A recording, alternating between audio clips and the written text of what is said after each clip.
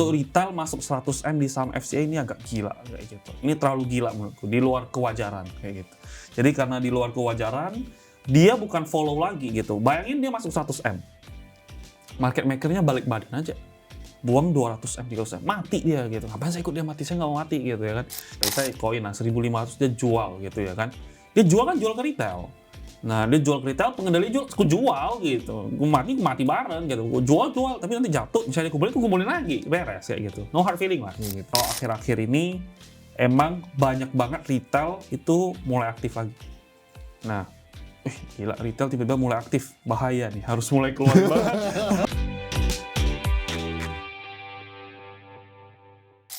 Ini ada orang nanya lagi nih bro, cara membuat agar kita tidak panic selling.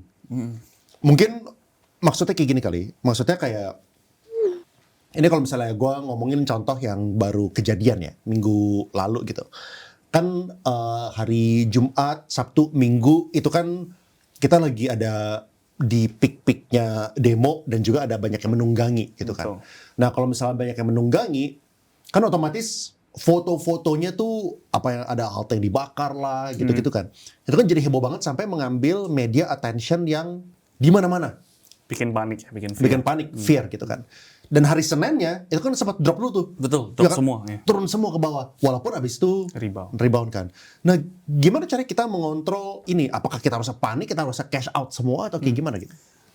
Oke, jadi kita harus tahu pergerak bursa kita gitu. Penggerak bursa kita bisa dua, yaitu sahamnya konglomerasi PAPP, saham konglomerasi lah kita sebutkan, sama saham banking.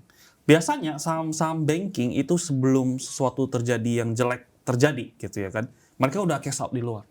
Mereka udah foreign flow-nya udah net sell banget terus-terusan. Nah, sebelum kejadian ini nggak ada. Jadi BBRI-nya masih diakum, semua masih diakum kecuali BBCA. BBCA-nya outflow. Nah, dari bank BUMN ini biasanya mereka serentak. Dalam artian foreign sell semua. Nah, mereka sell semua. Dan Senin ini terbukti ya langsung rebound-nya kencang. Karena paniknya doang terjadi. Transaksinya tidak mengatakan sedemikian. Karena kalau seharusnya, biasanya ya kayak sebelumnya, yang pas BBRI di pucuk-pucuknya, itu keluar good news. Good news-nya adalah BBRI di buyback,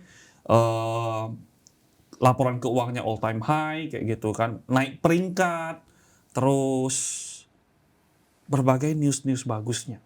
Sayangnya, foreign-nya net sell. Semua orang ngomongin BBRI, udah kasih target lah, biasalah gitu kan. Malah terjadinya ya rungkat turun sampai sekarang kayak gitu. Jadi orang-orang mereka udah pada nyangkut. Kita butuh bad news untuk mereka jual ke asing lagi gitu. Yang itu which is yang saya harapkan makan untuk rallykan bursa. Cuman itu kan Senin. Senin Selasa saya trading, lumayan manfaatin flow-nya gitu kan, rebound-nya kencang, enak. Nah, Rabu sama hari ini itu sebenarnya agak khawatir karena BBCA malah jualan asingnya lebih gede. Oh. Nah, makanya Rabu dan Kamis ini ya saya udah ngomong ke grup gitu ya kan gitu. Jangan trade deh, gue bilang gitu. Saran gue jangan trade gitu ya kan. Kita udah jual pani, udah jual ini, udah kita kurangin posisi. Jadi rampingin kayak gitu. Nah, jangan terlalu agresif lagi kayak gitu. Kalaupun kita cut, udah jangan revenge, jangan trade gitu. Hari ini banyak saham yang ARA plus 35 closing jadi plus 2%. Ada bantingnya 30% gitu. Dan pada nge-spike terus turun, nge-spike turun. Nah, ini udah mulai ngeri kayak gitu. Tapi ya butuh konfirmasi beberapa hari lagi. Kalau untuk objektifnya ya kalau misalnya sahamnya udah sampai exitnya ya exit aja udah gitu aja. Lu berarti ada, maksudnya fear ini apa?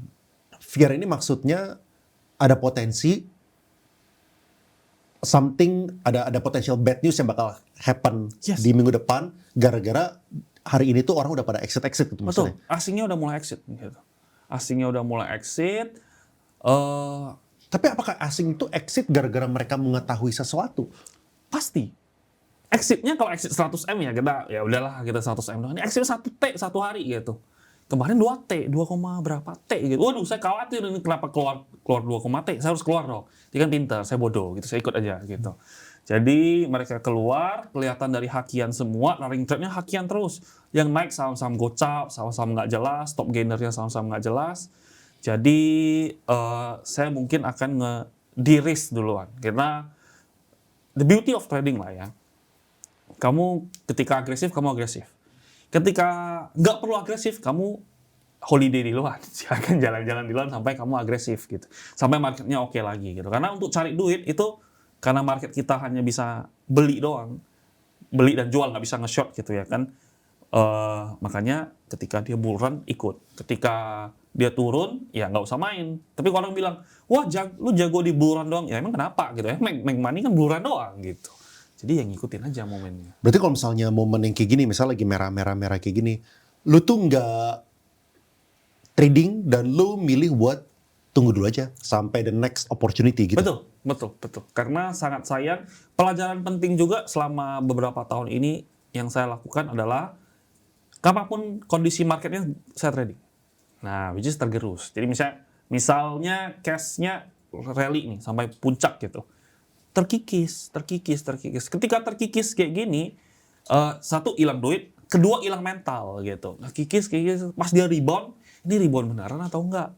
Masuknya kecil, sangat sayang gitu. Jadi mending kita rally, udah kita stop. Nah, kita ada drawdown dikit lah, karena kan kita pasti cut gitu kan. Cut, drawdown dikit, nah tapi ketika marketnya oke, kita udah siap tembak lagi lebih gede, ini naiknya lebih kencang. Nggak perlu ngerasa kikisannya itu paling nggak enak itu mati diiris cincang-cincang pelan-pelan itu nggak enak kayak gitu loh. Gimana cara lu ngebedain ya asing yang keluar emang itu business as usual? Jadi emang asing ini cuma keluar doang, kan namanya market ada in out versus asing yang keluar gara-gara ada potential bad news yang ada probabilitas terjadi gitu. Tentu ini bukan kepastian ya. Ya kita ngomongnya bukan yang asing kayak gini pasti bakal bad news, bukan ini masalah probabilitas kan sebenarnya kan. Gimana cara ngebedain itu? Ngebedainnya biasa mereka serentak sih gitu. Banking biasanya dari saham-saham banking. Jadi kalau banking udah serentak keluarnya udah gede dan biasanya kalau mereka keluar itu sadis gitu. Bidnya kita kan bisa analisa bid offer lah ya. Bid offernya ditimbuk terus-terusan. Nah biasanya kalau kayak gini terjadi, gue khawatir sih. To be honest, gue sekarang per hari ini gue khawatir kayak gitu. Per hari ini gue khawatir. Gue mau di balance porto gue kayak koin gitu. Koin gue buang. Finally official. Abis zero dari barang ratusan ribu lot abis nol gitu. Buang bersih koin, mau naik lagi ya silahkan lah. I'm happy gitu ya kan. I'm happy with my profit di semua account. Udah bersih dan porto aja saya berusaha rampingin semua. Gitu. Termasuk SCMA buka, apakah saya akan buang? Let's see kayak gitu. Saya kalau bersih barang, literally bersih semua aja. Karena menurut saya geopolitik nggak oke, dari US nggak oke, dari Indo juga nggak oke jadinya. Dan dikonfirmasi dengan asingnya. Saya lebih milih belinya telat, tapi pasti daripada saya kenapa-napa. Seperti gitu. Berarti iya, ya berarti tadi kayak lu mendingan cash out, abis itu lu be patient aja. Be patient gitu, be patient. Karena ya bukan buy sell doang kan, wait kan. Waiting is the part of the game gitu. Waiting bukan berarti saya nggak buka laptop, saya buka laptop terus setiap hari. Cuma tahan jarinya itu susah gitu, benar-benar susah. Gue nanya deh, kayak kenapa lu nggak gimana nanya dengan baik? Kenapa nggak, kenapa? Lu kan sebenarnya udah punya freedom buat kerja dimanapun dan juga belum punya anak juga gitu kan. Kenapa lu nggak retire di Switzerland gitu misalnya? Singapura gitu misalnya. Singapura panas bro, Singapura panas gitu. Itu yang mau saya jalanin kayak gitu. Jadi lu mau jalanin? Mau jalanin. Kita nggak bisa gitu. podcast deh bro. Enggak, bukan retire di Switzerland. Tapi dalam artian saya ingin coba kayak, wah kita coba setengah tahun tinggal di sini, setengah tahun atau 3 bulan tapi periodenya lumayan panjang. Berbaul dengan culture-nya kayak gitu. Gak bisa share porto lagi guys, kalau gitu guys. Bisa, tinggal balik lagi. Oh, iya. Tunggu 3 bulan sekarang. Iya. Jadi kurang lebih planningnya seperti gitu. Makanya suruh lokal atau luar negeri atau semuanya. Lokal dunia. Iya, kurang lebih. Bukan keliling dunia. Kalau keliling dunia mah gampang. Maksudnya hidup di negara itu. Gitu. 3 bulan di sini, 3 bulan di sini. Afrika. Cewek gue mau ke Afrika Selatan juga kayak gitu. Di depan jerapah nanti tradingnya. Ya dia mau gitu. Aduh kenapa pilihannya aneh banget gitu. Yang lebih normal kayak gitu kan. Tapi dia mau seperti gitu. Dia doyannya seperti kayak gitu. Emang apakah itu ada implikasinya dari apa yang lu lihat belakangan ini? Maksudnya kayak lu affected nggak sih kayak dari yang kemarin demo segala macam kan? Kayak apakah itu apa namanya? Apakah itu rame di daerah tempat tinggal lu atau kayak gimana gitu? Daerah tempat tinggal saya, grup WhatsApp sih rame ya. Jangan keluar kamu ini nanti kamu kenapa-napa kayak gitu. Rame sih kayak gitu. Kayak tempat tinggal lu gitu. Maksudnya lu affected nggak gitu? Oh, affected enggak sih. Enggak ya? Affectednya enaknya sepi, nggak perlu ngantri apa-apa gitu kan. Kan saya tinggal di Kuningan, bisa lihat ke bawah kayak gitu. Oh, lihat. Lihat jalanan protokolnya yang SCBD sana lah gitu. Yang pas kebakaran, lihat itu kita gitu. Malam-malam yang dibakar halte gitu.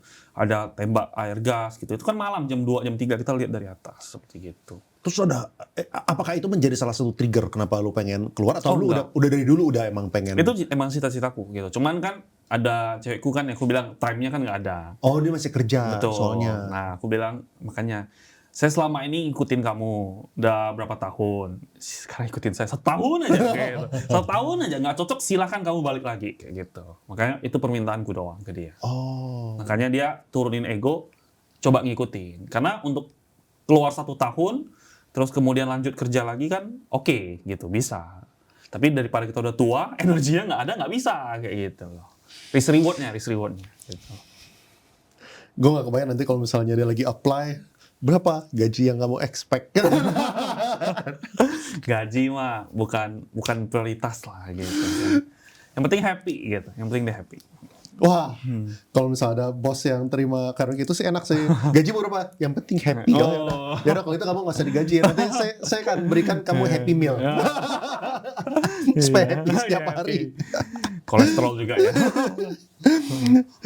Tujuan dan cara kerja market maker. Mungkin boleh dijelasin nggak ya kayak market maker yang bagus buat kita tunggangin dan yang tidak bagus gitu. Yang jahat biasanya kayak gimana? Yang bagus ditunggangin itu tentu dia ada agenda dalam artian mau exit, bukan ke retail. Karena kayak contoh DSSA gitu kan, paling gampang. Podcast, kadang podcast ini atau podcast yang lain gitu, aku udah sebelum dia masuk MSCI saya bilang pasti potensinya DSSA gitu. Tapi seberapa banyak orang sih yang untung dari DSSA? Which is itu sangat-sangat dikit. Itu seharusnya yang kita ikutin. Tapi sayangnya sepertinya ownernya nggak mau kasih kita ikut.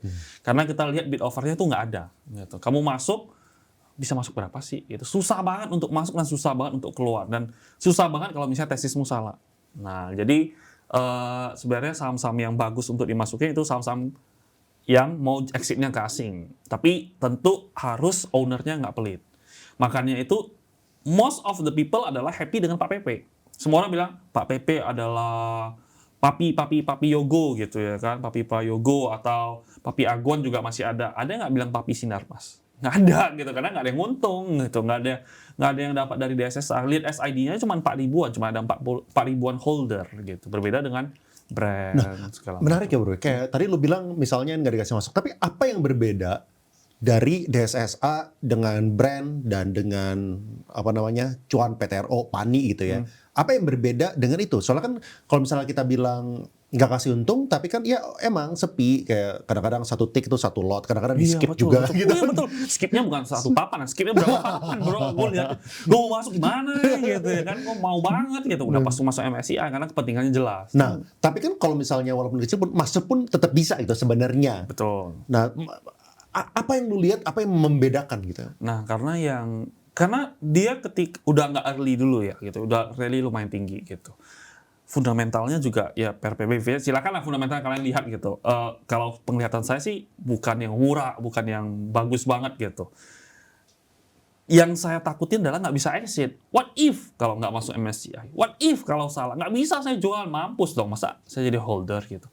Itu yang saya khawatirkan. Ya udah, saya anggap emitennya nggak welcome kita, ngapain kita datang ke rumah orang yang kita nggak welcome? Ya udah cari aja yang lain. Toh ada opsi lain. Toh ada opsi lain. Toh ada MSCI next bulan November. Toh tahun depan masih ada MSCI. Toh nanti akan ada agenda-agenda lagi. Jadi selalu pelajarin polanya aja. Gitu. Ya. Tolong tunjukin cara screening saham dari lihat pergerakan broker lalu gimana analisanya. Mungkin menurutku nggak etis ya untuk kita buka semua di sini ya. Karena kan kalau dulu ngomongnya ya suka-suka gitu ya kan, karena nggak ada tanggung jawab gitu. Tapi sekarang karena udah ada grup, udah ada orang yang apresiasi saya, jadi saya apresiasi balik dengan tidak membuka semuanya. Cuman prinsip besarnya saya akan coba kasih tahu kayak gitu. Boleh. Nah, kalau untuk cara screening kan, Prinsipnya aja kali ya oke. kalau. Kalau cara screening yang paling gampang adalah mungkin kamu lihat yang retail nggak suka dan nggak banyak diomongin orang. Gitu, kayak contoh buka SMA juga, itu nggak banyak yang ngomongin pas waktu itu. Sekarang udah mulai ada yang ngomongin. Dan mulai banyak keluar foto-foto, wah IPO video, IPO Superbank kayak gitu. Itu udah nggak oke. Tapi kurang lebih narasinya bisa ditebak gitu. Kayak contoh saham-sahamnya Pak Bakri juga ketika 50-an bangkit juga sedemikian. Wah ini Bakri jelek segala macam gitu. Tapi sekarang mana ada orang Bakri jelek gitu. Orang happy main saham-saham Pak Bakri gitu. Begitu juga dengan next-nextnya akan selalu sama gitu. Jadi konglomerasi itu rotate. Dulu LIPO, MLPL, MPPA itu dari 50. Itu saya main juga dari 50 bangkit, 50 53, 50 lagi, 50 53, 50, naik ke 1000. Waduh, 50 53 orang bilang, "Saya nggak suka saham konglomerasi yang paling saya nggak suka itu grupnya LIPO." Tapi main juga orang happy juga gitu ya kan. Jadi selalu gitu, nanti di sana orang udah pada happy. Daripada happy selesai. Nah, pindah lagi pernah ke saham-sahamnya grupnya Pak HT gitu. MSIN-nya dari berapa tarik ke berapa. Terus pindah lagi ke Bakri, pindah lagi, selalu pindah gitu. Jadi selalu loncat-loncat. Jadi ya pattern-nya selalu sama. Konglomerasinya selalu rata kayak gitu. Kayak sekarang kalau teman-teman lihat, ini udah agak telat sih, yaitu saham-sahamnya ya Sinarmas, INKP Tekimnya terbang dari DSSA-nya dulu gitu. Silakan kamu tinggal cari saham-saham lain yang mungkin ada akumulasi yang kamu suka. Udah beres kayak gitu. Yang nggak banyak orang ngomongin duluan. Mungkin kita nextnya ini kali bro, kita mau bahas mengenai studi kasus saham-saham yang ada di portfolio. Gitu. Oke, Kita ngomongin koin lah ya, kita lihat aja. Boleh lihat nggak kayak koin itu lu totalnya cuannya berapa di bulan Agustus? Agustus ya. Mau salah tadi gue lihat itu salah satu yang paling lumayan tuh kayaknya tuh. Coba ya. Oh ini nggak banyak lah sini yang banyak. Nah Agustus nih Agustus. Oke, Agustus sih di 1,2 sini 1,2 dari koin. Yang banyak juga, ini 78 dikit. Kalau dari YB ya, YB nggak bisa diklik emitennya deh, coba. Nggak bisa diklik satu emiten doang. Tapi ya banyak sih gitu. Banyak koin, banyak. Ini koin berapa ratus bulan Juli. Nih yang bisa lihat, saya mungkin shock dari nama ya. Oh Agustus. Ya. Agustus koin. Nah, banyak sekali. Banyak sekali. Nih, koin banyak banget itu. Berapa lembar tuh? Nih. Dari sini sampai ke sini tuh. Silakan hitung sendiri. Bisa ditotalin. Tapi kira-kira 2M lah, let's say gitu. Iya. Nah ini kan dia kan baru keluar dari CP suspend kan. Dia kan kena suspend kalau nggak salah.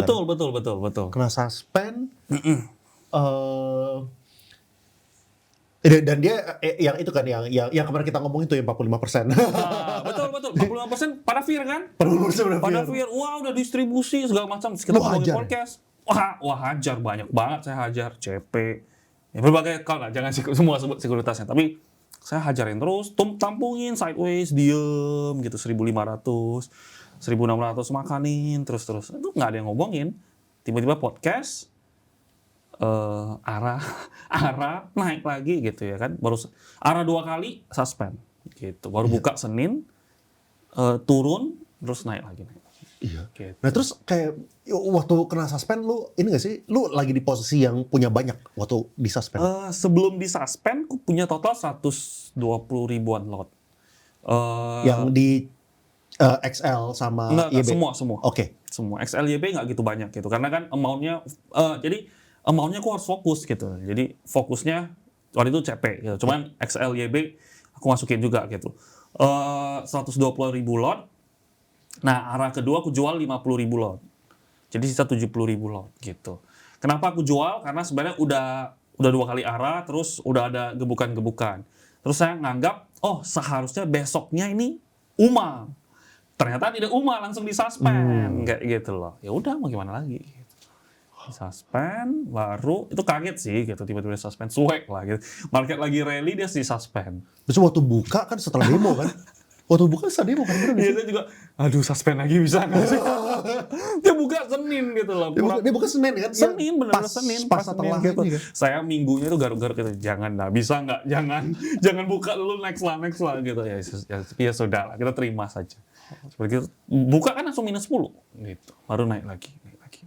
Terus sekarang, tapi kan sekarang udah cuci bersih kan? 70.000-nya juga gue buang semua gitu. Itu atas thought prosesnya apa? Thought proses, kalau misalnya thought proses beli kan, lu udah pernah jelasin kan di podcast sebelumnya, gitu kan. Nah, thought proses lu abisinnya gara-gara? Nyesel tuh orang nggak nontonnya. Iya. Oke. Thought proses jualnya adalah ternyata yang buang itu MG. Yang buang, yang buang waktu open suspend buat MG. itu MG. Ya 50-an M gue setahu gue. Betul. 70 M. Yang makan lagi MG. Oh, Makan lagi MG, besoknya dia makan lagi, total dia makan 100 M. Nah, gue ngerasa ini orang kayaknya agak gila nih makan 100 M. Dan bukan seharusnya ya, karena ada ilmunya lah, main FCA gitu ada ilmunya. IEP, IEV, sama cara kita cek barangnya itu bisa. Nah, saya cek barangnya ini udah dimainin semua gitu. Dan bukan market makernya yang involve. Jadi, MG-nya saya anggap ini retail. Dan retailnya itu berusaha jual-jualan terus-terusan kemarin. Nah, jadi saya jual, hari ini saya bersihin semua. Gitu. tapi kan dia punya 100, kan lotnya banyak. Stuck Betul, dong. Nyangkut. betul. Ya ngapain sih nyangkut sama dia gitu kan, nggak mau retail. Dia berusaha naikin supaya banyak yang FOMO, Betul. banyak yang beli. Betul. Tapi nggak berhasil, Betul. jadinya Dan jual. untuk retail masuk 100 M di saham FCA ini agak gila kayak gitu. Ini terlalu gila menurutku, di luar kewajaran kayak gitu. Jadi karena di luar kewajaran, dia bukan follow lagi gitu. Bayangin dia masuk 100 M. Market makernya balik badan aja. Buang 200 M, 300 M. Mati dia gitu. Ngapain saya ikut dia mati? Saya nggak mau mati gitu ya kan. Kalau market makernya beli, MG-nya jualan, saya ikut. Kayak gitu, saya ikut beli. Tapi kalau M-nya nggak ngapa-ngapain, malah saya tadi cek ya, itu MM-nya hari ini jualan. Oh, YU-nya jualan. Broker-broker yang bukan retailnya jualan. Di harga berapa nih? Harga KI sekarang. juga jualan. Nah, kan keren. Nah, kalau kita bilang, wah, waktu itu kan 1.500, nggak ada yang mau beli, kita beli. Ini kalau kita bilang kita jual, turun kan keren. Ini sekarang koin harga berapa ya kita lihat ya. Koin itu sekarang tadi 23.50 ya. Nah, sorry. Nah, betul nih, 2640 kayak 2640. gitu. Nah, kalau kita lihat, nah tadi kan ada pertanyaan juga, wah brokernya segala macam gimana sih cara analisa. Nah, kita lihat nih YU, HP, CC gitu ya kan, sama apa nih? Ada KI juga buang, walaupun kecil ya KI-nya buang. Cuman yang major ya YU, HP, yang makan lagi MG, BK gitu. Jadi Wah, MG-nya masih nampungin. MG-nya lagi juga ngelawan lagi. Jadi ini sebenarnya agak gila gitu. Jadi kalaupun dia naik lagi ya silakan lah ya gitu ya kan.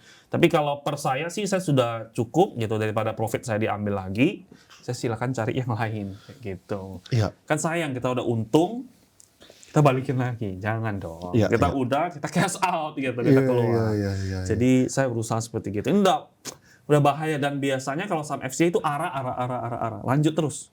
Nah ini enggak, tadi dia opening kuning, saya jual kuning, terus dia ARB, baru dia naik lagi plus 1% dari saya jual. Jadi ya udah masih cengli kayak gitu. Besok arah lagi, ya udah rezeki MG gitu. Reward dari mentalnya yang baca ngelawan. Nah jadinya ya sudah.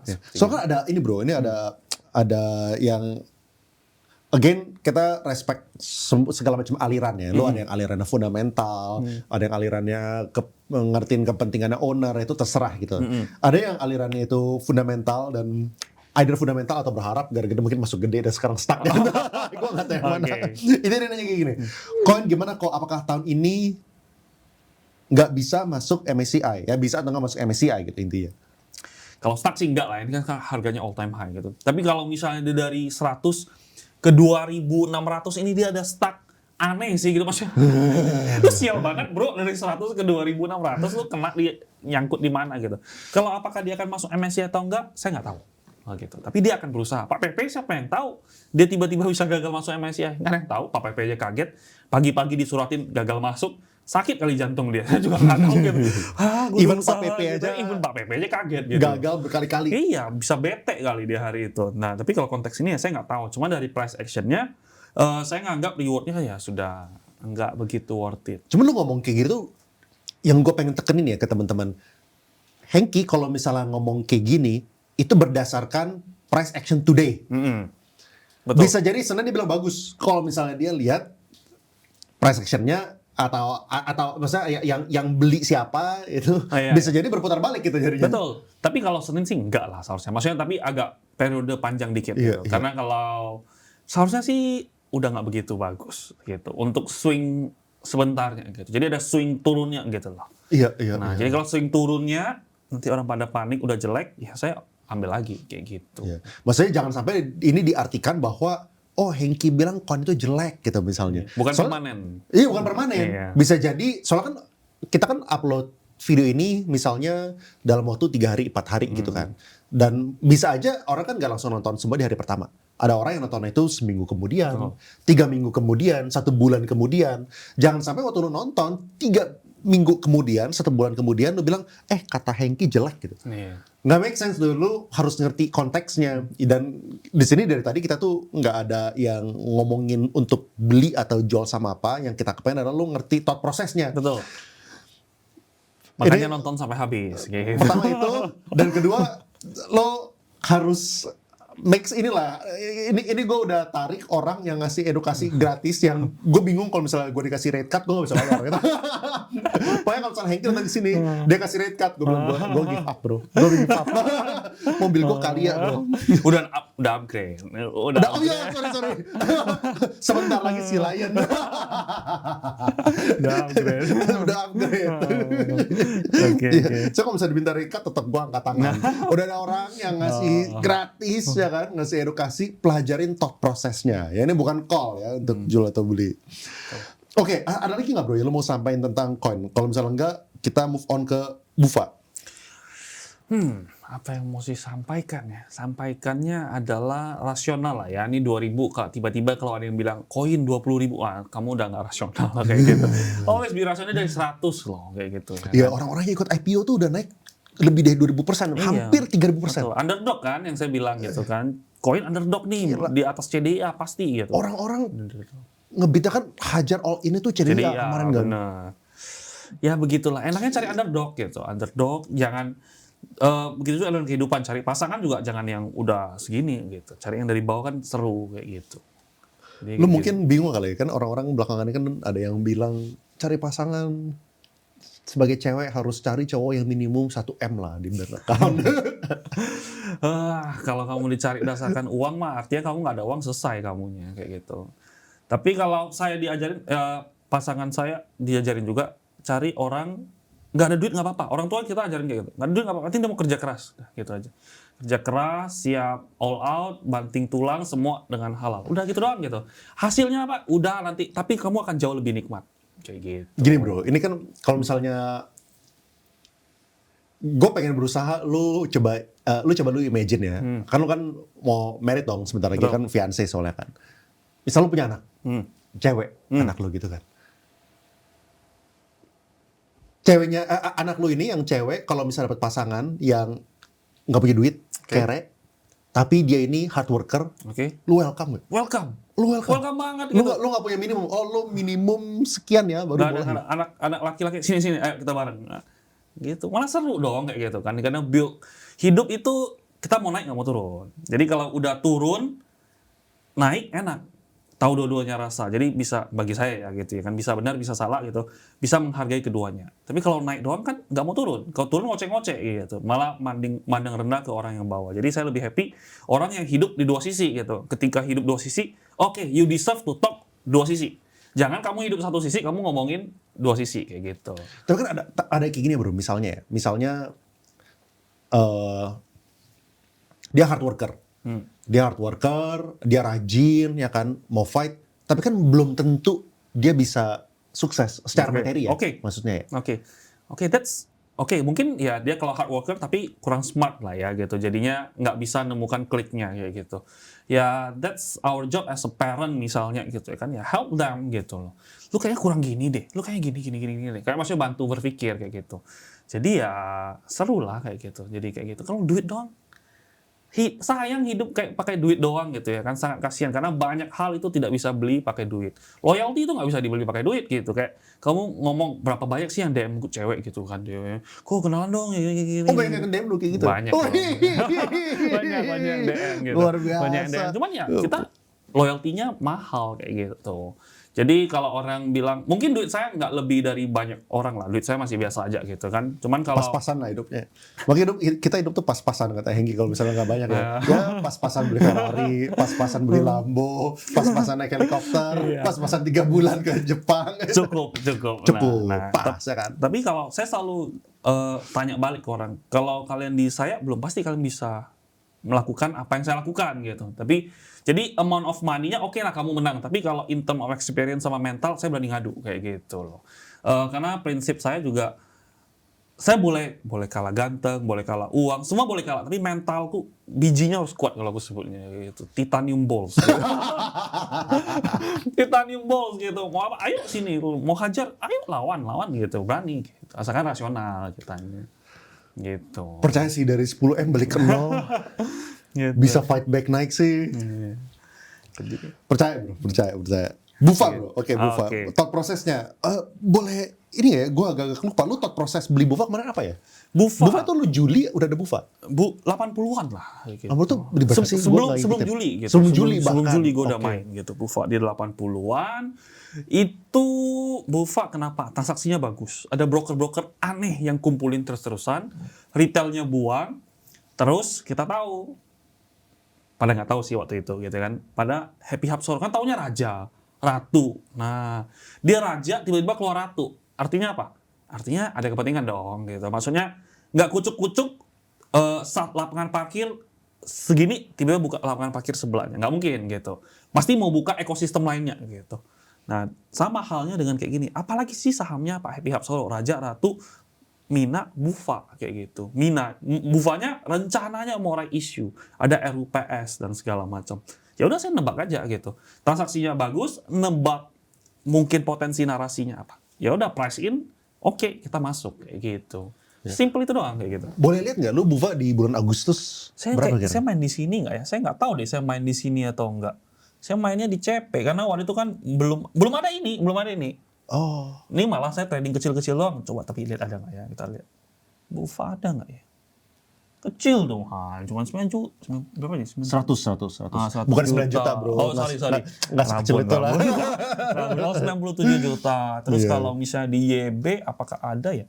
Coba kita lihat ya. Di bulan Agustus nggak ada. Juli, Bufa juga. Oh Bufa juga ada. Dikit nih 200-an. Jadi total 200. Oke. Sekarang lu udah bersih atau masih pegang? Bersih sebersih-bersihnya. Saya lagi slimin Porto gitu.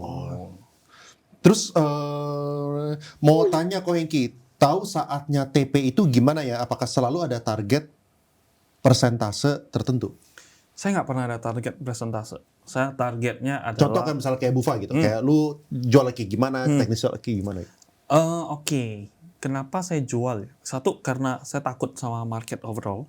Terus kedua, transaksinya udah mulai kurang enak. Misal, Bufa. Kenapa Bufa naik lebih kencang daripada Mina? Karena Mina itu selalu ada broker-broker Pak Happy Hapsoro jualan. Broker-brokernya apa? MU, ES, sama TS. Nah, itu jualan terus-terusan. Makanya Mina nggak naik-naik. Bufa, dari sebelumnya dia nggak pernah jualan. Yang jualan cuma ZP. Nah, ZP-nya siapa? Saya nggak tahu. Tapi mungkin saya nebaknya adalah orang yang nyangkut lama. ZP-nya jualan terus-terusan, tapi MU-nya beli terus-terusan. Nah, makanya rally. Sekarang, MU-nya sudah mulai tidak beli. Sudah mulai ada broker-brokernya, MU, ES, TS, udah mulai jualan dikit-dikit. Jadi saya ngerasa, oke, ini mungkin mau nge-swing sebentar. Makanya dari itu, ya saya out. Gitu. Ikut aja. Gitu. Ikut aja. Jadi, behavior-nya berubah lah. Gitu. Misal, ya kalau misal orang nggak ada duit, sopan, tiba-tiba ada duit songong, itu kan behavior-nya berubah. Gitu. Sama kayak gini. Behavior-nya berubah, wah ini ternyata orangnya songong nih. Orang yang songong, behavior-nya berubah, saya nggak cocok, ya udah nggak usah temanan lagi. Kurang lebih seperti itu. Iya, menarik. Berarti ya lu tinggal tunggu sampai ada signal-signal tertentu, lu baru bakal masuk lagi. Kayak gitu ya. Betul. Nah, gimana cara ngebaca ini ya bro? Ini misalnya kayak lu ngebaca sebuah bid offer gitu. Misalnya ada satu yang tebel, 100.000 gitu misalnya. Kan orang kan juga bisa cabut. Betul. Gitu kan, dengan mudahnya. Nah, gimana cara membedakan antara yang beneran dan yang actually cabut gitu? Sebenarnya tipsnya banyak sih. Kalau misalnya dia nge-offer lah, saya 100.000. 100.000 palsu. Kita contoh seperti Bufa gitu ya kan. Ketika di harga 80-an itu 100.000 ada dia pasang. Saya coba aja makan. Oh, lu beli. Jangan 100.000-nya gitu kan. Misalnya dia kan, oke, misalnya 150.000. 100.000-nya ada. Tapi di sini butuh habisin 30.000. Jadi untuk sentuh bid dia, offer dia itu butuh 30.000. Ya udah saya makan 50.000 sekali cepet 50.000. Jadi kena barang dia dong. Kena barang dia cabut atau nggak cabut. Kalau dia cabut, dia mau barang nih. Sama kayak BSBK. BSBK juga sedemikian. Tiba-tiba dicabut sama dia gitu. Oh, lu begitu ngejar barangnya dia, habis itu dia cabut. Koin kenapa saya tahu pasti naik gitu waktu itu ya, sekarang udah enggak ya gitu ya kan. Yang waktu itu di dekat-dekat 1.500-an, saya juga ada ngomong gitu. Saya juga ada bikin postingannya sih gitu. Pasti naik gitu ya kan. Ini besok pasti naik nih. Karena saya tiba-tiba pasang offer, dikejar overnya gitu. Saya kan punya barang lumayan 120 ribuan lot gitu ya kan. Nah, dia waktu itu offernya itu 5.000, 3.000, 5.000, 3.000. Aku pasang 30, 30, 30, 30. Tiba-tiba harganya spike. Langsung spike. Nggak mau barangku gitu. Terus cabut. Lah cabut. Kaget gue. Rally deh gitu. Rally, saya buang. Gitu dong. Gitu. Oh, soalnya dia mau koleksi barang-barang Nah, dia mau lu. barang saya. Enak kali saya jual kasih murah. Belilah lebih tinggi. Karena lebih seperti Iya. gitu. Gimana caranya lu ini bro? Kan kadang-kadang misalnya ya kayak ada whale yang udah ngumpulin banyak, bisa aja dia juga misalnya kayak tadi dia nggak dapat barang lu gitu misalnya. Oke. Dia nggak dapat barang lu, ya udah kalau misalnya barang lu kalau itu gue dump lu deh, gue turunin dulu gitu Oke. misalnya. Nah, gimana cara membedakan orang wah gini harganya udah turun nih, wah gue harusnya juga jual gitu.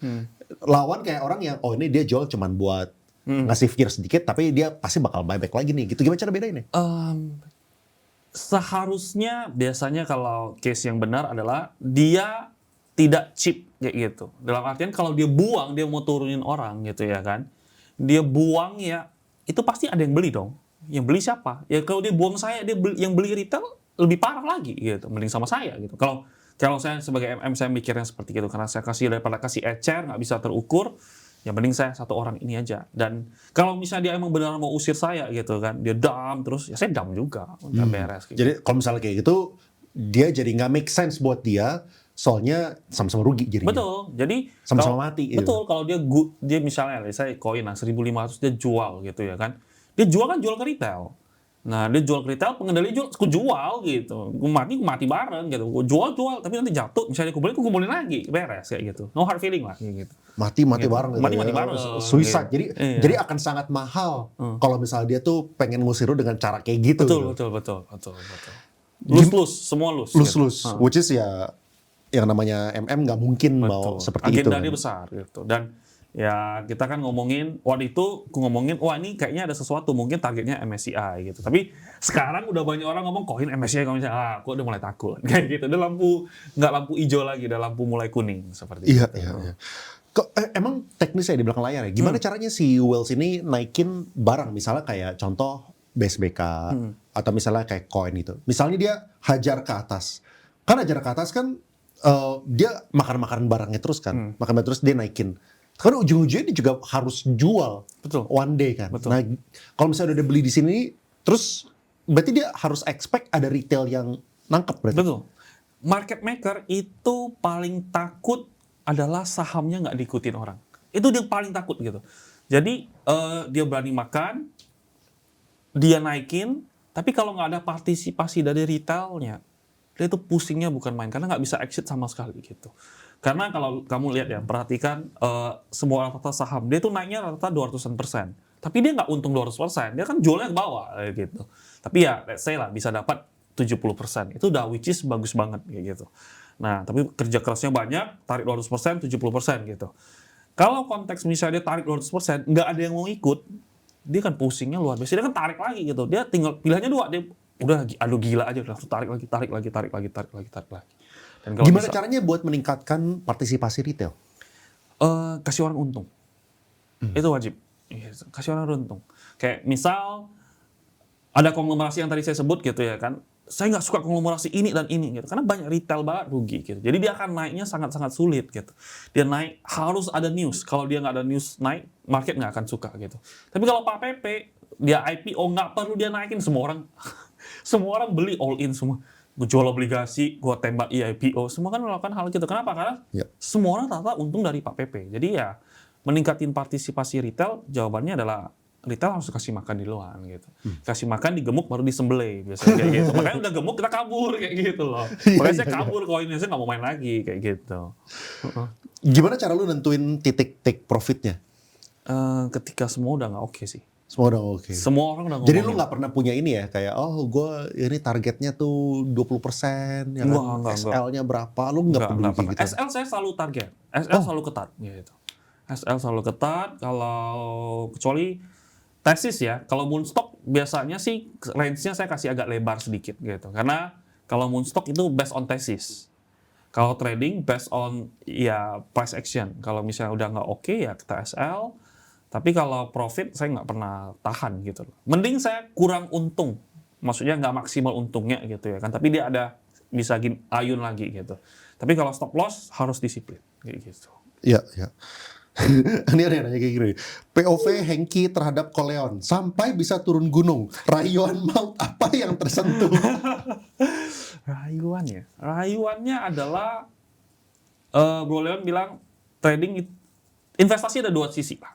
Bisa fundamental, bisa trading gitu. Jadi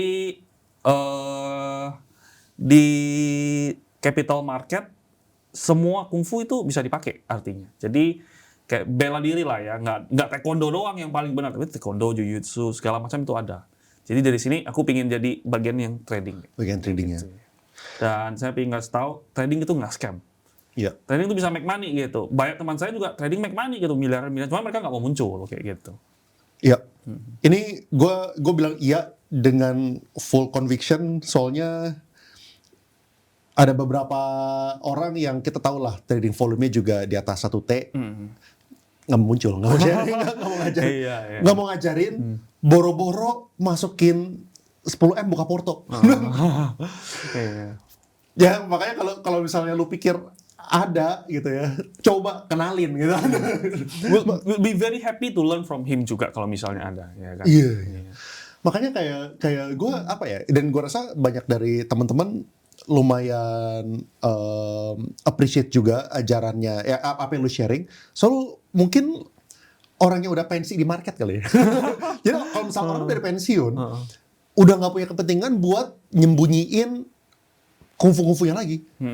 Kayak maksudnya lu seterbuka ini buat yang di YouTube yang kayak gini kan, yang for free gitu kan.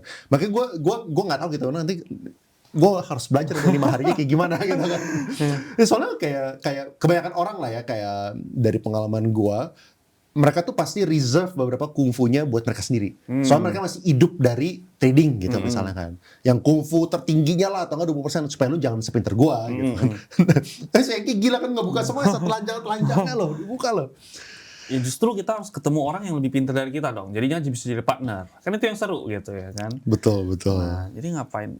Ya selalu develop lah gitu ya kan. Karena mungkin kita kasih dia ilmu semuanya, ya kita returnnya yang lain gitu. Returnnya dia loyalty, returnnya dia jadi teman baik kita segala macam. Ya which is money cannot buy it gitu. Which is ya semua happy, win-win, dia win, saya win, semua everyone, siapa yang rugi gitu. Nah, return terbesar lu ya buat Remora, buat komunitas lu itu apa? Maksudnya duit lu nggak dapat 99% ke pasangan. Apa yang lu dapat itu? Dari Remora? Iya. Koneksi. Setelah mungkin sama Bro Leon podcast ya kan, ada hal yang duit itu nggak bisa beli, dalam artian banyak orang-orang hebat yang mau kenalan, mau ketemuan, dan dia bisa sharing ilmunya yang gue nggak paham gitu loh. Oh ilmu, lu bisa di programming loh kayak gini loh. Wah menarik dong gitu ya kan. Lu properti itu gini loh, ini gini loh gini. Nah itu yang sesuatu hal yang money cannot buy it kayak gitu. Dan dengan munculnya sini, I'm very happy bisa ketemu orang-orang hebat yang pendidikannya di US. Waduh, Ivy League School banyak gitu yang kita ketemuan gitu. Kalau dulu mana bisa kayak gitu loh. Dulu chat di DM aja nggak dibalas gitu ya. Sekarang malah mereka ngechat ajak ketemuan yang which is ya, wah I'm so blessed lah untuk hal-hal seperti itu. Ya.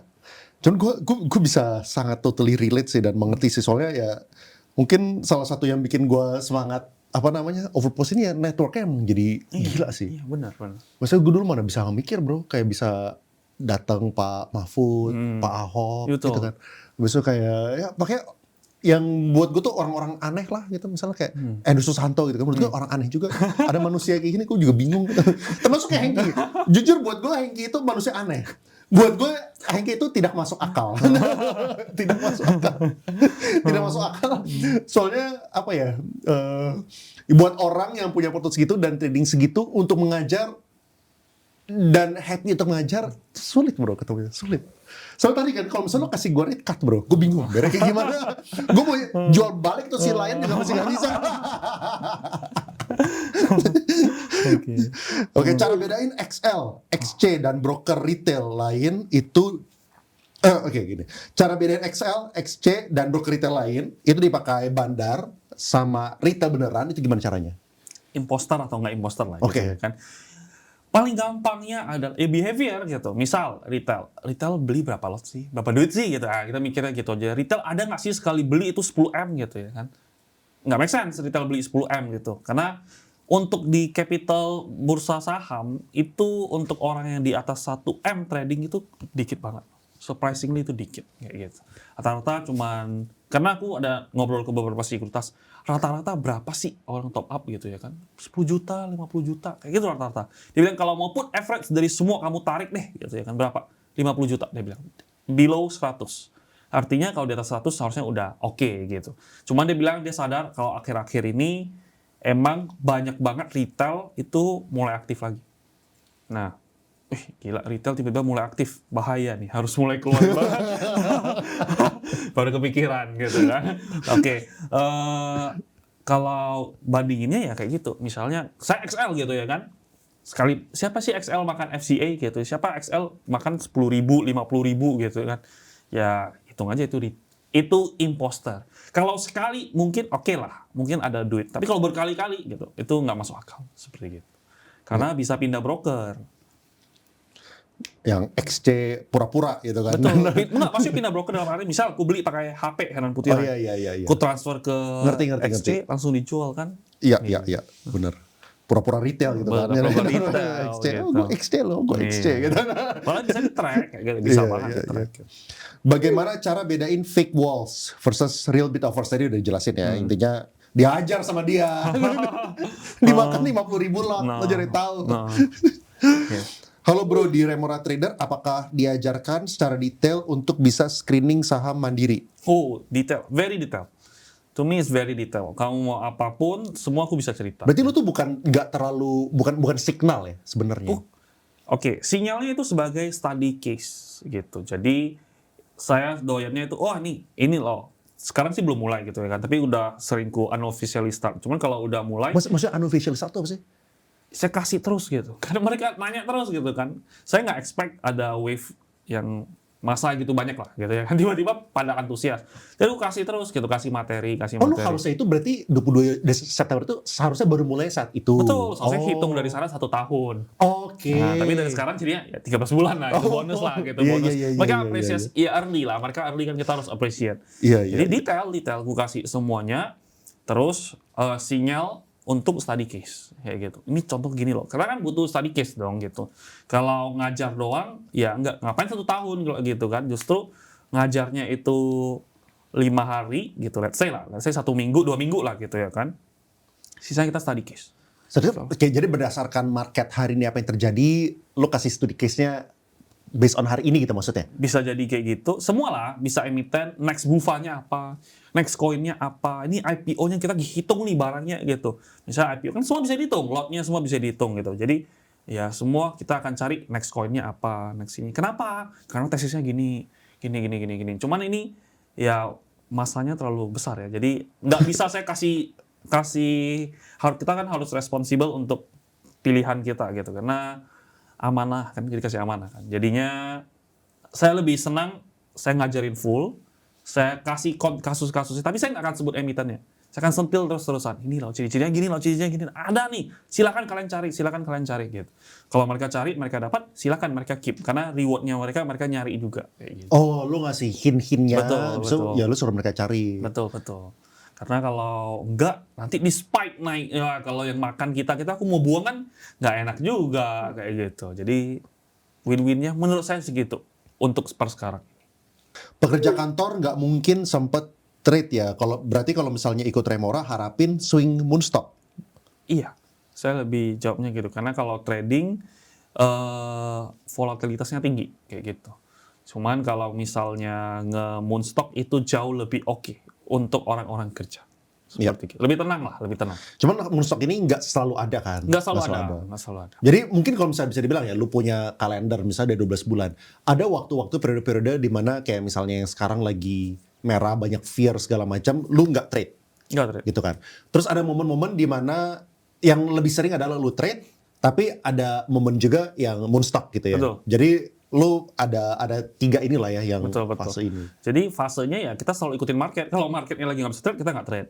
Kalau emang harus trading, kita trading. Tapi kayak itu lu kasih tahu kayak ini Kasih lagi tahu, nggak kasih tahu, bagus kasih tahu. buat trade gitu. Kasih tahu orang buka di sini, aku very encourage jangan trading gitu ya kan. Pusing gitu, aku lihat aja pusing gitu, apalagi kamu trading tambah mual gitu kan. Kita ikutin market lah gitu. Kayak misalnya sekarang ini kan banyaknya trading karena market all time high. Kamu nggak bisa ngekumpulin barang, nggak bisa. Orang kan dihajar terus, naik terus. Mau nggak mau kita ikut trade. Tapi pas lagi fear, lagi ada yang ngumpulin, nggak ada yang ngomongin, ya kita moonstockin, kita swingin, kita collect. Kita hitung kepentingannya dia, kita hitung total harganya dia. Jadi selalu back apa yang market mau kita gitu. Jadi kita adjust. Gitu. Ada juga momen-momen pas kita main banking gitu. Saya nggak pernah main banking ya, saya nggak main. Tapi saya bilang ini fundamental play. Dalam konteks semua yang fundamental bagus naik gitu. Yang jelek udah ditinggalin, flow-nya lagi ke sana. Silakan kalian mau trading silakan. Aku nggak trading sama sekali pas waktu itu. Tapi always adjust. Ya. Cara cuan di saham yang paling mudah dipahami sama pemula untuk belajar kok. Ya oke, buat orang yang mulainya dari mana gitu sebaiknya. Mulainya Cemplungin aja gitu. mulainya cemplungin cemplungin diri sendiri lah. Maksudnya dalam artian kamu mengenal dirimu. Itu the first thing first gitu. Apakah kamu swing, apakah kamu scalping, apakah kamu fundamental gitu. Karena semuanya bisa gitu. Fundamental yang kayak ada nggak banyak. Tuh kita bisa tahu beberapa sosok di sini ya kan. Trading ada nggak banyak juga kayak gitu. Apalagi cap-cip-cup ada nggak belum ketemu kayak gitu. Jadi ada kesopan ada 2 investasi sama yang nge-trading. Apakah ya tapi yang terjadi di Indonesia ya kayak demo rusuh pula gitu. Trading ngomong invest ngomong trading scam. Kan lagi terjadi kan kayak gini kan. Which is ya sebenarnya 2 jalur yang berbeda gitu. Jangan diprovokasi kayak gitu ya, which is sangat disayangkan yang terjadi. Iya, gitu. iya. Mengenal diri sendiri lah, mau dirimu cocoknya apa kayak gitu. Modal 1M, bagaimana best money management jika mengikuti cara trading Ko Hengki? Ya misal lu punya 1M sekarang, kayak cara lu trade kayak gimana? Oke, tapi gue jawab case-nya dia mungkin ya. Kalau punya 1M, saya itu suka nanyanya kamu hilang berapa rela gitu. Jadinya kalau kamu punya 1M, kamu trade 1M, itu nggak wise. Gitu kan. Tapi kalau kamu trade 1 lot atau 10 juta, nggak wise juga. Karena sulit untuk orang bisa menghargai itu 10 juta. Makanya saya selalu nanya, berapa sih duit yang bikin kamu sakit hati? Gitu. Contoh jawabannya 100 juta. Oke, 100 juta. 100 juta kamu hilang sakit hati ya? Misalnya enggak. 200 juta hilang sakit hati nggak? Lumayan. 300 juta? Sakit. Oke, 250 juta. 250 juta main all in terus. All in terus mutar. Kenapa? Karena ketika kamu 250 juta, kamu hilang, saya kamu bodoh banget lah, hilang gitu ya kan, hilang, kamu akan belajar sangat banyak. Dan kamu akan sangat-sangat serius mempertahankan 250 jutanya ini. Karena kamu hilang, aduh sakit hati gitu. You'll fight like hell gitu ya kan. Tapi kamu akan belajar sangat banyak. Karena kamu all in, kamu fokus, kamu akan perhatikan.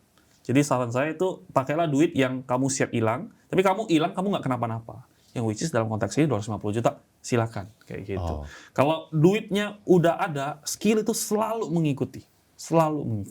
Gitu. Kalau misalnya cuma 10 juta, takutnya nggak peduli. Betul. Lu beli ya rugi lah iya, gitu. Kayak turun, ya udahlah, bodoh lah gitu. Tapi naik, tukang hebat nih. Tapi menjadi bias ke dirimu sendiri gitu. Dan kamu nggak jujur sama dirimu sendiri, itu yang sangat-sangat bahaya. Untuk menuju 1 miliar pertama di saham perlu gimana kok? Mungkin boleh sharing nih kali ya, kayak mungkin perjalanan 0 ke 1, 1 ke 10, 10 ke 100 yang berbeda itu apa gitu? 0 ke 1 miliar dulu deh. 0 ke 1 ya? Perbedaan 0 ke 1 apa ya? Sama aja sih. Sama aja, lu semua 0 ke 1, 1 ke 10, 10 ke 100 tuh mindset wise segala macam, cara trading, itu semuanya sama. Nggak ada yang beda. Nggak ada yang beda. Gitu. formulanya ya ada kayak gitu. Sama kayak gitu. Karena prinsipnya kan sama-sama aja. Jadi cara lu trading dan style lu itu nggak berubah ya, kecuali cuman mungkin di titik tertentu lu udah perbedaannya ya, lu udah nggak bisa main yang nggak liquid, cuma itu Betul. doang kali ya. Oh, tapi dari dulu, dari saya kecil saya nggak pernah main saham nggak liquid. Nah, itu jadi mungkin bedanya itu gitu. Kalau orang pusingnya kenapa? Karena dari awal aku main, aku selalu ngomong ke orang-orang, berusahalah belajar berenang di laut. Kamu jago renang di laut, kamu renang di danau bisa. Danau itu konteks dalam sini adalah saham-saham nggak liquid. Kalau kamu pandai main saham liquid, kamu main saham nggak liquid, pusing kamu, oke gitu. Karena bid offernya tebal gitu segala macam. Dan kalau kamu liquid kan pasti kamu harus adjust ke sini, karena di sini seiring kita berharapnya duitmu bertumbuh. Ketika duitmu bertumbuh, kamu nggak bisa main di danau lagi gitu, mainnya di laut. Makan di laut kan banyak banget itunya loh. Makanya langsung aja berenang di laut. Jadi dari kecil saya main di saham-saham liquid. MLPL, MPPA, walaupun orang bilang gorengan segala macam, tapi itu liquid gitu. Despite of apapun itu liquid kayak gitu. Oh, jadi lu nggak bedain sama sekali berarti ya? Enggak Oke. main aja. Sekarang retail udah smart. Apakah mafia saham Oh. akan mengubah cara mainnya? Pasti Soalnya akan. banyak yang tahu, jadinya nggak alpha. Oke.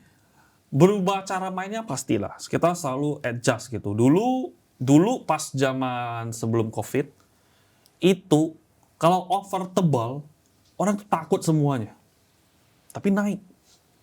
Bidnya tebal, orang tuh suka. Nah, sekarang itu udah enggak. Sekarang offer tebal enggak pasti naik gitu. Emang dia sengaja mancing. Jadi selalu berubah. Cuma kan kita tiap hari di market, kita liatin prinsipnya. Kita kan amatin gerak-gerik psikologis sama market. Kita kan tahu. Dan what will we do? Adjust. There's nothing. Adjust atau mundur gitu doang. Ada yang nanya udah dikasih julukan bro, King Henky. Udah jadi King Kong Henky. ada. King Henky, risk management trade-nya gimana? Berapa persen cut loss dan TP per trade? Waduh, pertama please jangan panggil nama aneh-aneh. Hengki datang, nah aku Hengki Adinata dah gitu. Ngoki biasa King atau Word. Malas banget gue jawabinnya kayak gitu loh. Ya. Di DM nggak balas loh. Kadang gue sengaja malah kurit dong, gue kan masuk request kan. Biasanya gue bahas aja, tapi kalau orang yang panggil anehnya, gue sengaja gue accept kurit doang. Gue mundur gitu. I wanna show them I don't like it the we call like that gitu. Tapi kalau untuk jawab itu risknya gimana? Risknya biasanya saya kan saya masuk karena tesisnya ada yang nahanin, bid offernya oke. Kalau untuk nge-trading ya, bid offernya oke, saya masuk. Kalau masuk plus 3 tick nggak oke, saya buang. Oh, Udah, risknya itu. Gitu. Karena saya nganggap yang nahanin ini bukan orang yang big player, bukan bandar, let's say. Tapi big player. Let's say aku punya duit, bisa aja karena aku beli langsung gede gitu, aku tahanin gitu.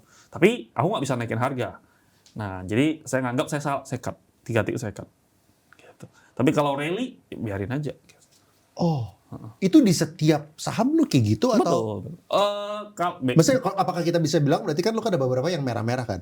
Itu adalah hit 3 tick bawah itu cut Betul, loss. sometimes kayak gitu. Kadang ada lebih nggak? Kadang ada gitu. Cuman prinsipnya seperti gitu. Kadang lebih ya, kadang lagi nggak bisa aku tengok gitu kan. Gitu. Ya udah, tapi gue buang gitu. Oh. Kayak yang waktu itu kita buka deh yang cuan gitu kan. Sekali rugi cepet juga 100-an juta. Ya gitu, nggak benar gue buang juga. Nah, nggak aku hold. Gitu. Kalau aku Menarik nganggap ya. udah oke, Soalnya kadang-kadang ada yang trader berubah jadi investor. Nah, itu dia. Lagi turun kan? Turun 2% kan? Tapi bisa masuk MSCI. Betul. Kata siapa dia? Kata hati dia yang paling kecil. Penuh dengan harapan. Iya, penuh dengan harapan iblis gitu. Gimana supaya bisa masuk lingkaran A1 supaya bisa dapat info lebih awal dan bisa cuan banyak. Info lebih awal, kenal dengan direksi, dikasih tahu anaknya. Nih, aku kasih tahu ke kalian. 95% orang yang kasih tahu aku info itu harganya turun. Kok katanya kok katanya gitu, pasti kayak gitu. Karena ya saya bukan siapa-siapa gitu, saya retail kayak gitu. Nggak ada kepentingan mereka kasih tahu saya gitu. Saya, let's say saya lebih ada panggung lah di antara orang yang nonton gitu kan. Saya aja dirungkatin apalagi kamu kayak gitu loh. Kecuali yang kasih tahu, kalau saya mau bilang kasih tahu bapaknya belum pasti ya. Belum pasti Ada yang juga. kena gitu. Cuman ya ada baiknya adalah orang kasih tahu kamu verifikasi dengan transaksi sendiri kayak gitu. Karena ya itu udah dikasih tahu, mungkin benar sekali salah bangkrut. Gitu. Makanya ya gue setuju sih. Makanya kayak kadang-kadang ada orang bilang kayak insider gitu juga menarik, soalnya kadang-kadang lu ngelihat dia nih misalnya insider, dia punya jabatan tertentu, tapi dia sendiri juga bukan orang yang kaya dari market gitu. Betul. Masa kalau misalnya dia emang sejago itu dan punya insider kayak gitunya, harusnya dia kaya dari market, tapi enggak juga, dan banyak yang sering salah juga. Dan kadang-kadang orang yang di level tertentu yang sama-sama memiliki posisi kepentingan, posisi yang tinggi, ngomongnya juga berbeda deh. Yang sini suruh jual, sini suruh beli. Lah, percaya yang mana? Nah, verifikasi. Percaya data. Nah. Betul. Jadwal trader dari bangun sampai tidur tuh gimana? Oh, mereka pengen tahu bro. Lu punya bangun tidur melek sikat gigi, pengen dijelasin. A day in my life. Iya. Saya bangun 8.40. Karena 8.45 mau lihat IEP-nya gitu. Udah jam 9 trading, jam 12 makan, terus santai, jam 1.30 trading, jam 4 selesai udah. Jam 4 selesai udah, ya santai. Lu masih ini nggak setelah itu ya, setelah jam 4 selesai? What do you do? Kan ada, apakah lu baca news, apakah lu ya pasti kan pantengin ini kan kayak hasil browsernya kayak gimana? Saya pantenginnya mulainya jam 6, jam 7. Iya. Jadi rest mata lah gitu ya, rest mata, main-main, atau kadang olahraga, kalau kadang makan sama pasangan gitu, ngobrol, main sama dia lah gitu kan. Terus jam 6, jam 7 ya udah screening sampai malam. Lu screening? Iya, screening, baca Twitter. Karena saya doyan main Twitter. Banyak ilmu yang dari Twitter. Kalau nggak, balasin chat gitu kan. Lu rajin balasin chat orang? Berusaha. Walaupun sekarang udah agak sulit banget untuk bisa aku balasin. Emang dari dulu lu suka balasin? Balas. Dari dulu? Balasin gitu. Lama banyak bro yang DM. Ngomong kayak gini tuh. Abis nanti bilang, kok Hengki bohong? Katanya balas. Saya berusaha. Toret pun saya balasin gitu. Tapi gimana caranya bro? Gila. Berusaha aja, request masuk, balasin. Iya. Makanya kalau orang nanya kadang naik emiten ini masih boleh beli nggak, boleh nggak, kurit aja kayak gitu. Mau nggak mau udah. Dulu masih ku jawabin baik-baik. Kalau kamu jawab kayak gini, kalau kamu naik gini doang, kamu nggak akan make it. You better focus on the things ini. Tapi kalau aku harus lihat gini, ku jawabin panjang-panjang. Sekarang udah nggak bisa, gitu, kurit aja udah yang kayak gini. Kan kalau yang serius, aku balasin. Iya. Gitu. Mungkin lu harus ada orang sekretaris buat ngebalasin DM doang kayak gitu. Jangan, masih balas sendiri. Tips cari pasangan untuk Gen Z. Ini kita masuk ke sisa berapa nih? Sisa 1, 2, 3, 4, 5, 6. 6 pertanyaan yang di luar dari saham. Tips ya cari pasangan ya. Waduh. Gimana ya? Saya nggak cari banyak masalahnya. Ada beberapa mantan, cuman nggak cari banyak kayak gitu. Iya. Tips dari pasangannya yang kalau misalnya dari 10M ke 0 mau kasih pinjaman. Iya, intinya ya menghargai kamu apa adanya. Gitu. Menghargai apa adanya. Paling penting sih kita jadi diri kita ya, gitu. Dalam artian jangan belagak sebagai orang yang pemaaf. Kalau kamu bukan pemaaf gitu. Kalau saran saya gitu, nggak apa-apa kamu kalau emang pemarah orangnya. Kalau kamu kasar omongannya, tapi sebenarnya hatimu baik segala macam, itu terserah gitu. Asalkan jangan di fake gitu. Kalau di fake, ujung-ujung kan pasti ketahuan orang hidup bareng. Dia kamu sebelum kentut dia pun udah tahu kamu udah mau kentut. Nah, maksudnya kalau pasangan hidup gitu lama. Jadi menurut saya jadilah apa adanya. Kalau dia bisa terima apa adanya, ya life will be very fun kayak gitu. Ya. Kalau di posisi sekarang, apalagi tujuan hidup Ko Hengki? Tujuan hidup ya trading di Afrika kan. Di depan jerapah. Di bawah. Kayak gue tahu. Jangan singa aja di belakang. Gitu. Kapan-kapan IG postnya Hengki gue tahu. Lagi naik kuda kali sebut trading gitu kan. Cewek gue gak kasih aku naik kuda kayak gitu loh. Dia bilang, jangan, kuda kasihan, gak boleh di komoditas gitu. Dia sih kayak gitu orangnya. Penggiat gitu-gitu. Bukan penggiat, tapi dia doyan kayak gitu. Iya, menarik. Ya nanti fotonya di tempat tradingnya tempat yang gitu eksotik lah gitu. Kok curious, Ko Hengki punya bisnis nggak kayak F&B atau lainnya? Zero business gitu. Apakah one day lu bakal mau invest di usaha apa? Gitu? Enggak dalam artian aku yang kerjain. Kalau invest mungkin gitu. Because I know my age gitu. I'm not good at people. Not good at with people juga gitu. Karena kalau misalnya sering lah, misalnya kalau kerja gitu aku nanya gitu kan kayak dulu. Lu ini selesaiin berapa lama gitu. Aku nggak pernah set timeline, tapi lu yang nge-set sendiri. Nah, bisa segini.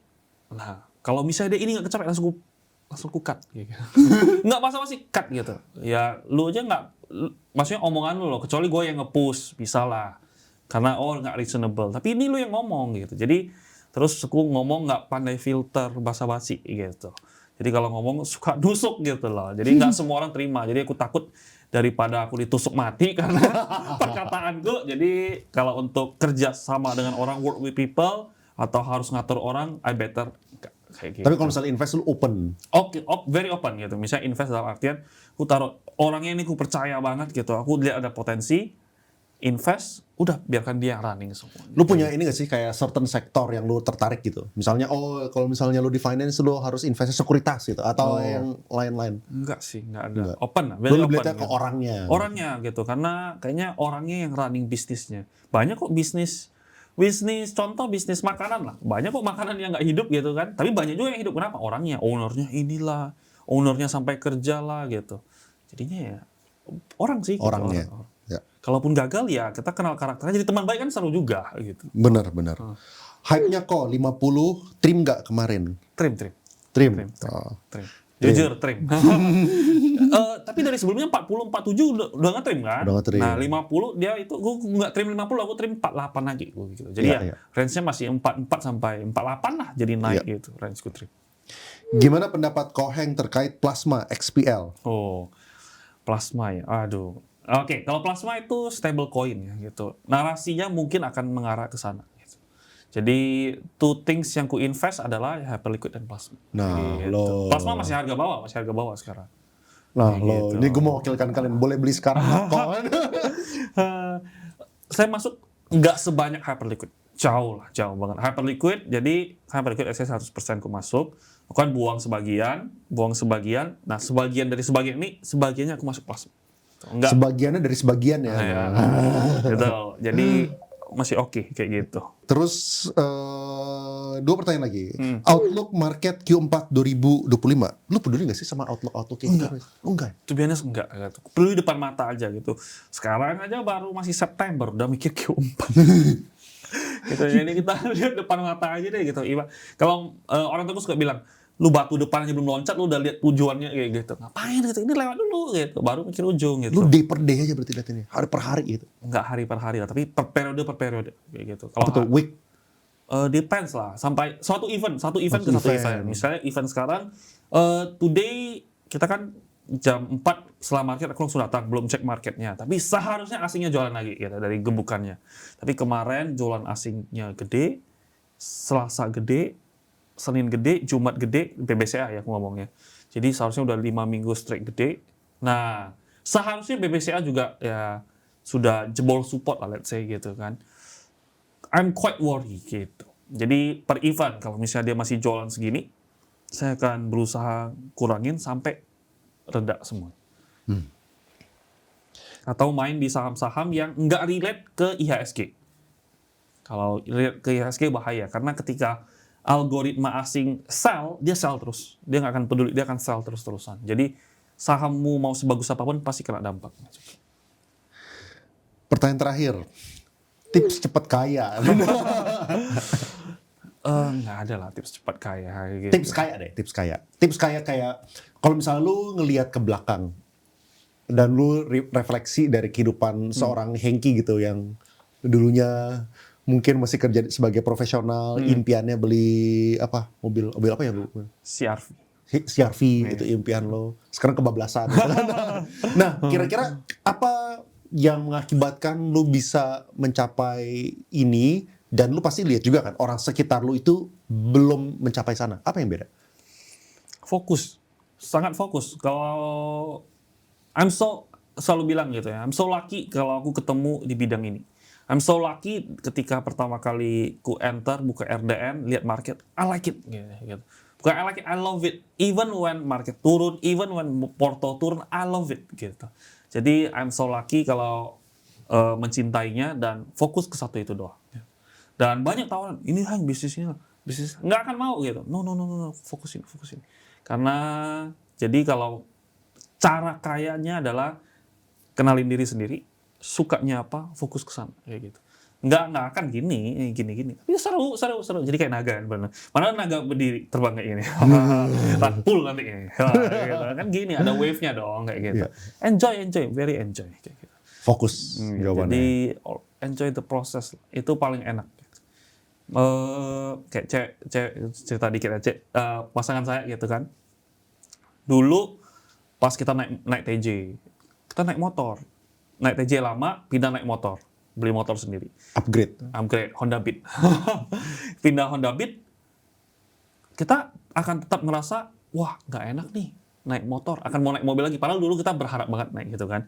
Nah tapi ada sampai satu titik aku bilang ke dia gitu kan, kayak kita harus enjoy banget naik motor, karena ini akan momen-momen terakhir kita naik motor. Setelah kita naik mobil kita nggak akan mau naik motor. Nah dan setelah kita pindah mobil yang benar kita nggak naik motor, tapi kita sangat menghargai. Kadang pasanganku juga suka pengen dia naik motor gitu. Dia malah doyan, aku tinggi kan, dia kan agak pendek gitu kan.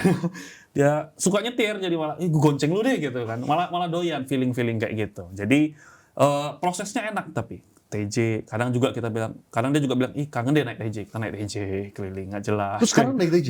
Kadang, oh enggak, maksudnya dalam konteks iseng gitu, Iya, ingin coba. sekarang masih kadang. Sini yuk naik TJ, naik MRT yuk, kayak gitu. Orang kenalin lu nggak? Enggak lah, bukan nggak terkenal itu, biasa aja. Gitu. Bentar lagi, Hengki yang kasih Leon si Lion. Kok lu naik TJ? Dia naik lain naik TJ.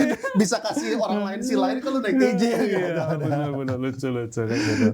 Tapi ya, kita lah kurang lebih enjoy the process, fokus, mengenal diri sendiri itu penting. Sip. Ya, moga-moga lu keliling dunianya jangan lama-lama bro. Kalau nggak nanti kita nggak ada update. Thank you so much, Thank brother, you so much. you.